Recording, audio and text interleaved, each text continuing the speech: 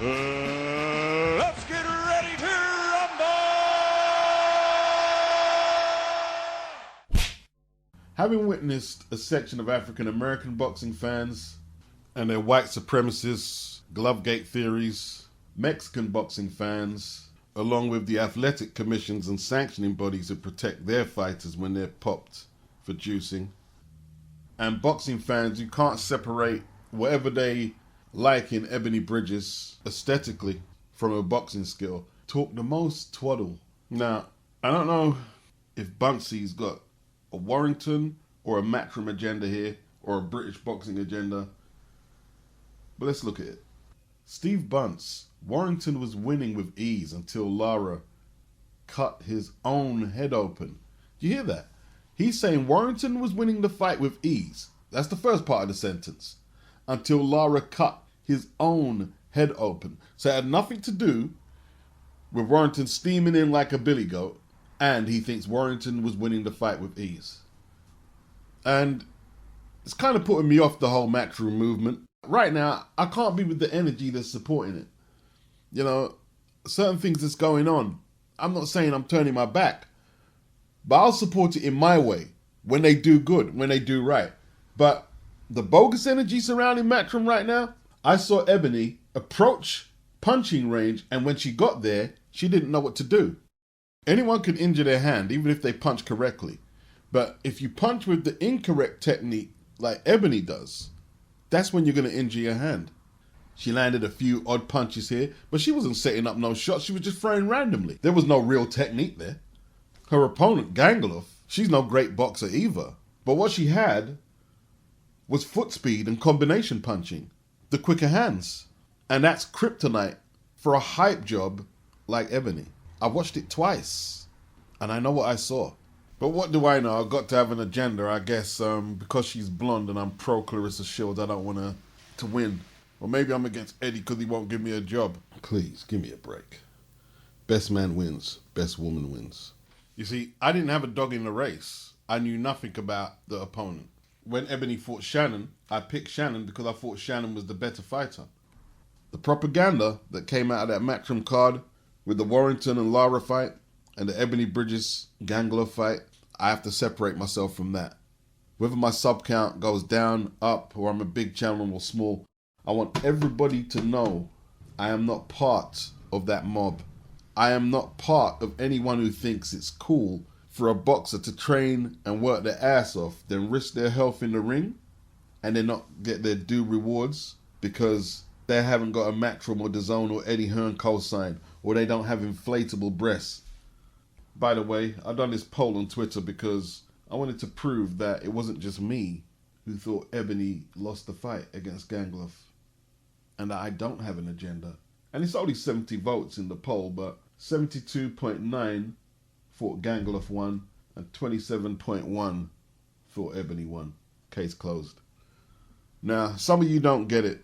This video might have been pleasing to your ear if you don't like Matchroom, but you don't get where I'm coming from.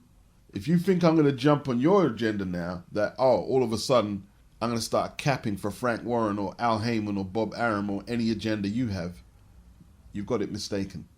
After Warrington escaped with the technical draw, I noticed that the vibe from him, his team, and Eddie Hearn was they're going to go in another direction rather than pursue the third fight. And I understand that, it's business. It's going to take Lara a little while to heal from that cut. It was pretty bad, wasn't it? But the damage control from guys like Steve Bunce and anyone else who's British and biased, Warrington was ahead. He was going to get the stoppage anyway. Cringe. Cringeworthy. Well done, Conor Benn. Dominated Adrian Granados. But what I found funny was Granados telling us that he's going to bring war to Conor Benn. Then after he ran all around the ring, he says, he thought I was going to come to war. But I boxed him, but I beat him.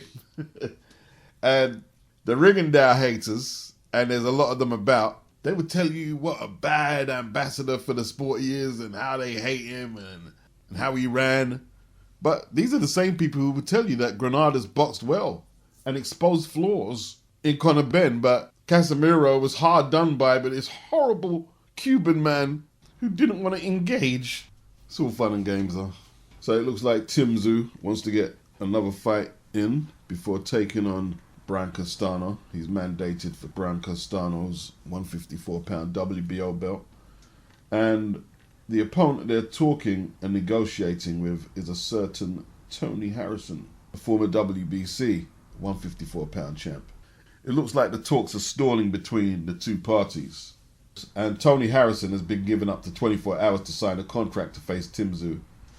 Or the Australian team has vowed to move on to other options. Apparently the negotiations had been progressing well in recent weeks, but they appear to have stalled at the final hurdle. They expected to sign a contract this week, but now Harrison is making very different noises, according to Team Tszyu. It looks like they're saying he doesn't want to travel, but he has 24 hours to make a decision. Maybe he doesn't want to go to Australia. It is quite a hostile atmosphere for foreigners. Maybe he's holding out for more money. Maybe he's not match fit. To me, he didn't look altogether match fit against Bryant Perella, who he lost a split decision against, an upset. He's had that one fight against Perella in what now? A year and 9 months? Since he lost his belt to Charlo in the rematch. The Australians are paying pretty well, so he must be getting a decent purse for the negotiations to have been going pretty well. I think he's holding out for more. He's a good scalp for Tszyu, and he's not going to let Tszyu have that scalp for nothing. Now, I don't know how the Brian Castano negotiation is going to go down, because Castano was looking for 10 million. He said he'd swim to Australia to fight Tszyu for 10 million if they've got that kind of bread. The thing is, though, who's going to back Castano in America?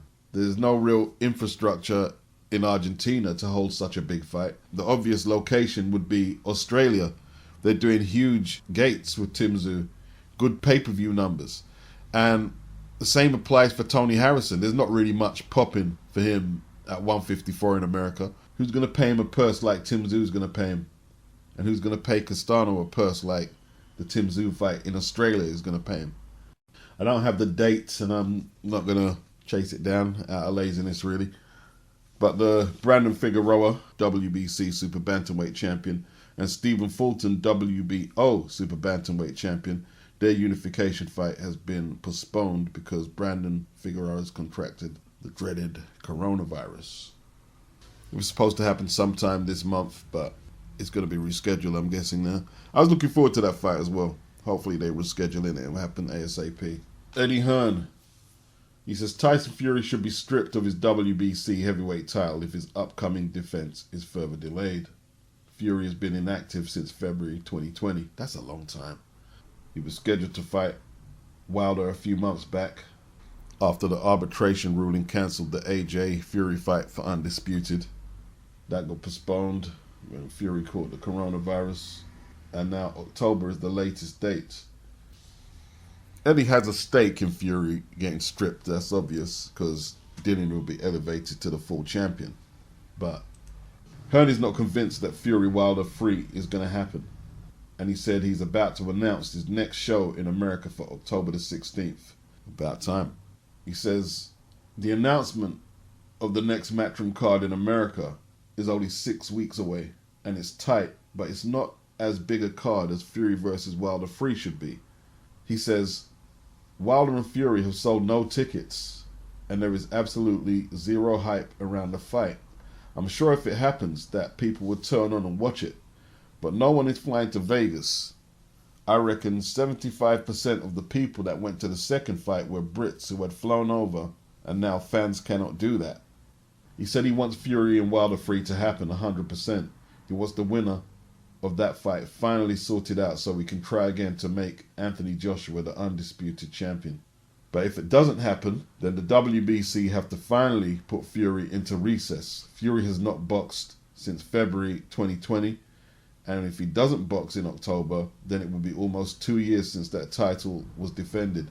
Dillian Whyte has been sitting there as an interim champion, desperate and deserving of a shot. Hearn says he appreciates the 2-year absence is down to the COVID pandemic, but when it gets to 2 years and everyone else has managed to fight, something has got to happen. Now, 2 years is a long delay, COVID pandemic or not.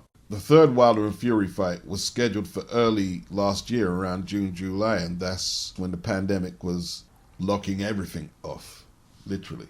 He was supposed to have a tune-up fight last year against Adit Caballo. Carlos Takam was named, but nothing happened there. Then you had the arbitration, and then he contracted COVID, which cancelled the July date with Wilder. And the WBC can't keep giving Wilder and Fury passes while challengers are stacking up there waiting to get a shot. That is true. But let's say if it's Wilder who pulls out next, surely Eddie can't expect the WBC to strip Fury. I mean, if Wilder pulls out and Fury refuses to fight Dillian Whyte, then yeah, strip him. But you never know with the WBC. Vitali Klitschko had his last title defense in his last fight in boxing in August of 2012, and he retired in December 2013. Wasn't stripped of the belt, but retired. And in that time, the WBC wasn't forcing him to defend. So you can never tell what they're going to do. They're a law unto themselves, just like the WBA. An ankle injury rules Sonny Edwards out of his first defense of his IBF World Flyweight Champion defense. He was scheduled to take on Jason Mama from the Philippines. The fight is now cancelled. I won't say no more on Sonny. Tony Yoka. If you asked me 5 years ago where I'd be now, it would have been further along than this. Now, Tony Yoka, Olympic gold medalist from 2016. He's now 29 years of age. He is undefeated so far as a pro. So in 5 years since turning pro, he is now 10-0 with 8 stoppages. And you can see where his frustrations are coming from. He said, without lying, I was expecting to have more fights. He said it hasn't been his choice. It's been a messy 2 years. A lot of people missed a year due to COVID. It is what it is. There's also the year or so he spent out of the ring after he beat Dave Allen. That was from June of 2018 to July 2019. It was basically a doping violation. He missed 3 drug tests between July 2016 and July 2017. He takes on Peter Milas, who's 15-0 this weekend. Milas is from Croatia. Now, I don't know how good Milas is. I might have to do a little research and see if it's a fight worth seeing. I'll watch it anyway, but no harm in doing some research. He says if he's successful against Milas, he wants one more fight this year, and he's told Top Rank and Jay Prince, his manager, they want some big names for 2022. In all truth, if you look at Joshua, he's the only one who's really progressed and become someone from the 2012 Olympics. And when you look at 2016, Yoka, he won the gold medal, contentious decision over Joe Joyce. Filip Hrgović, he got a bronze in the same Olympics. He lost a split decision to Yoka in the semi-finals. Hrgović himself, his career's been a bit stop and start, his pro career. He's currently 12-0 with 10 stoppages. He takes on Marko Radonic, if that's how you pronounce it, who's 22-0 with 22 stoppages. Is that his record? Damn. He's from Montenegro, based in Germany. Any names in there I'd recognize? Not much. That'll be this coming weekend. And we know the problems Hrgović has had, like Michael Hunter, Charles Martin. Is he going to fight Martin Bakole late this year in that eliminator? But apparently, Billy Nelson and Bakole turned it down. Maybe the fight's just not paying enough money for them contenders to take the chance. But that would go the same for Hrgović. He's not going to get that much out of it either, but he's willing to fight for his right to a title shot. He hasn't really set the world alight himself. So it's been a struggle. It's been a struggle for the alumni of 2012. Joe Joyce, who got a silver. Some people think that Joe won against Yoka. He's now 13-0 with 12 stoppages. He's probably got a higher profile on the world stage than both Yoka and Hrgović. Joe's probably fought a higher grade of opposition than Hrgović and Yoka. The more eye-catching wins. Bryant Jennings, Stavern, Dubois. He's now mandatory challenger for AJ's WBO belt after Alexander Usyk. So none of them progressing as quick as AJ did from when he won the Olympics, but not many do. Not many do. Talking about doping protocol in boxing, Margaret Goodman, a big wig in Vada, says she's not giving up the fight to make boxing a cleaner and safer sport, which is all well and good. But, let's go from Billy Joe Saunders and Andrade. If Billy gets popped for the nasal congestion by Vada, they say it's in competition, but UCAD are saying it's out of competition. Well, we leave the door open for one side saying, well, he's dirty, and another side saying he's clean. Why are UCAD even doing the testing if the British Boxing Board of Control are not sanctioning the fight? Same thing with Dillian and Oscar Rivas. Dillian passed whatever he had to pass with Vada with flying colours. UCAD had an abnormal finding and cleared him later. I know the fight's in Britain, but the WBC are sanctioning the fight. So, with Billy and Andrade, either the British Boxing Board of Control are going to work with Vada, so when they produce the results, there should be no discrepancies in their findings. They both should have the same results showing up, joined up thinking. That's what should happen. Or just let one party do the testing. Now, some people are saying the problem is that Vada have no authority to ban fighters who pop dirty. But that's not really the issue here. Because UCAD, they can ban you. They can penalise you for doping violations. But when they've got Frank Warren and the British Boxing Board of Control working against them, like they was in Tyson Fury's case, they wasn't able to adjudicate the case. They was trying to adjudicate it for over a year, but they were being met with a lot of obstacles. They would call Tyson Fury up to see them, and he wouldn't go. They actually banned Tyson Fury, not a backdated ban, but a proper ban. They banned him and Huey. That was overturned by another commission outside of UCAD and outside of the British Boxing Board of Control. And they only have a certain budget for the year. And it was costing too much to try the case. So even if you can penalise dirty fighters, if you've got a big machine behind you, they're going to make it almost impossible for you to do so.